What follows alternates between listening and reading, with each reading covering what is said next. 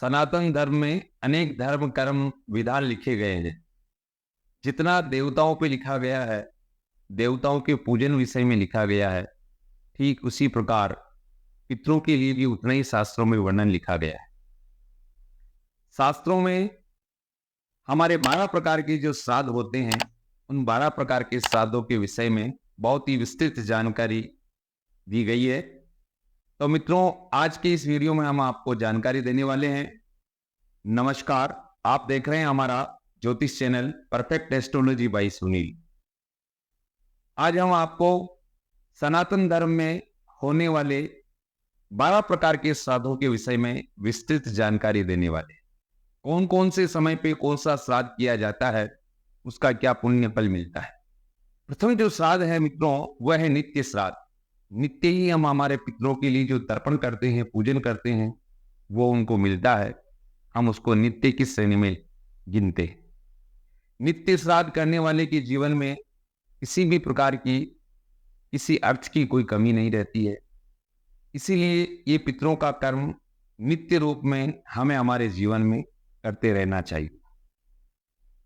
अब मित्रों, दूसरा जो श्राद्ध है उसको हम नैमित्तिक श्राद्ध कहते हैं। और नैमित्तिक श्राद्ध 12 महीने में जो मृत्यु तिथि आती है, उस तिथि के ऊपर उसको नैमित्तिक श्राद्ध के रूप में कहते हैं, जिसे हम बरसी भी कह सकते हैं। तो 12 मास के ऊपर जो श्राद्ध किया जाता है उसको नैमित्तिक श्राद्ध कहा जाता है। नैमित्तिक श्राद्ध पितरों के लिए जब हम करते हैं तो पितृ हमें शुभ आशीर्वाद देकर के पितृलोक को जाते हैं। अगला जो श्राद्ध है मित्रों, वह है काम्य श्राद्ध। जैसा कि आपको नाम से ही पता है, काम्य यानी किसी कामना को लेकर के कोई जो श्राद्ध किया जाता है उसको काम्य श्राद्ध कहते हैं। अब उदाहरण के रूप में, किसी परिवार में किसी की संतति नहीं है, संतान नहीं है, किसी का व्यापार नहीं चलता, किसी के अनेक प्रकार की पारिवारिक समस्या है, तो इन सभी प्रकार की समस्याओं के निवारण के लिए संकल्पित होकर के जो प्राणी अपने पूर्वजों के लिए श्राद्ध करता है, उस श्राद्ध को इस श्रेणी में लिखा जाता है। ये काम्य श्राद्ध है। किसी कामना को लेकर पूर्वजों के लिए किया गया श्राद्ध काम्य श्राद्ध होता है। अगला जो श्राद्ध है मित्रों, उसे हम नांदी श्राद्ध कहते हैं। नांदी श्राद्ध हर शुभ कर्म के अंदर हमेशा किया जाता है। शुभ कर्म चाहे विवाह हो, उत्सव हो, यज्ञ, अनुष्ठान, कोई भी बड़ा धार्मिक आयोजन हो, बिना नांदी के वो कार्य पूरा नहीं होता है। उस समय भी हम हमारे पूर्वजों को याद करते हुए नांदी श्राद्ध करते हैं। तो नांदी नाम से ही वर्णित है, इसीलिए इस श्राद्ध को हम धार्मिक अनुष्ठानों में, पूजा पाठ में सम्मिलित करते हैं। ये अनुष्ठान हमारे 12 जो श्राद्ध अनुष्ठान है उसमें सम्मिलित है। अगला जो श्राद्ध है मित्रों, वो है पार्वण श्राद्ध। पार्वण श्राद्ध मृत्यु की तिथि पर किया जाता है या अमावस्या तिथि पर किया जाता है। इस श्राद्ध को पार्वण का हम रूप देते हैं।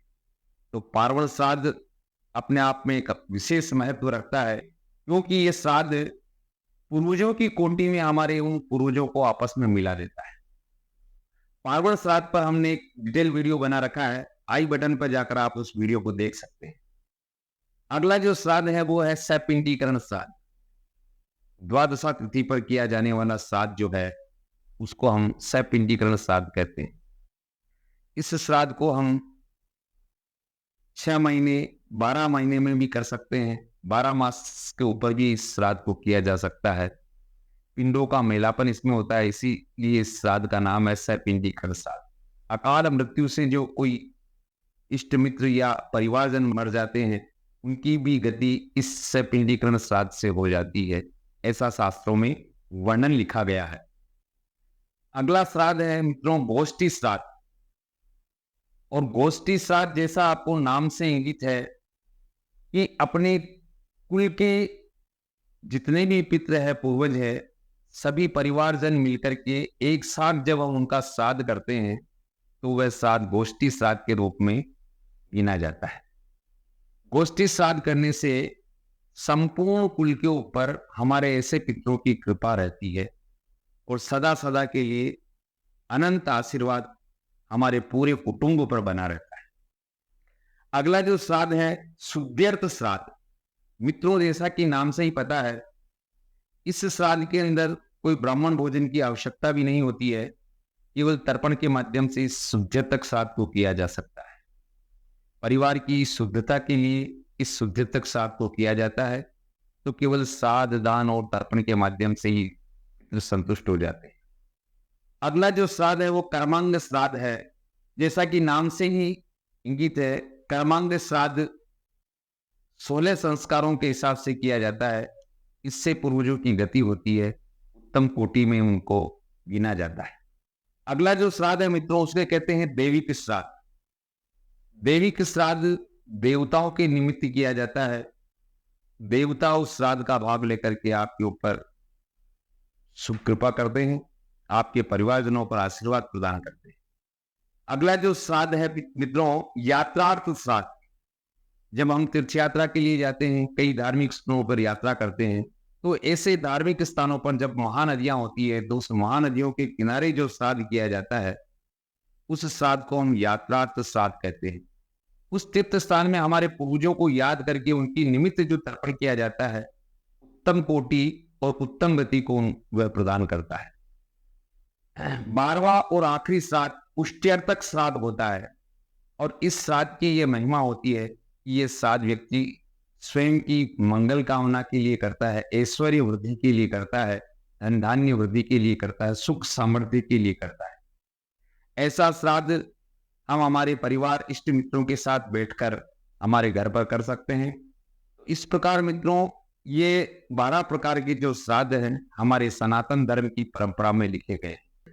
जो प्राणी अपना और अपने परिवारजनों का कल्याण चाहता है, उसको समय समय पर इस प्रकार के 12 ही श्राद्धों को करते रहना चाहिए। आपको ये जानकारी अच्छी लगी हो तो हमारे वीडियो को लाइक करें, शेयर करें, सब्सक्राइब करें, और आगे भी हमारे वीडियो को आप देखते रहें। आपका बहुत बहुत धन्यवाद।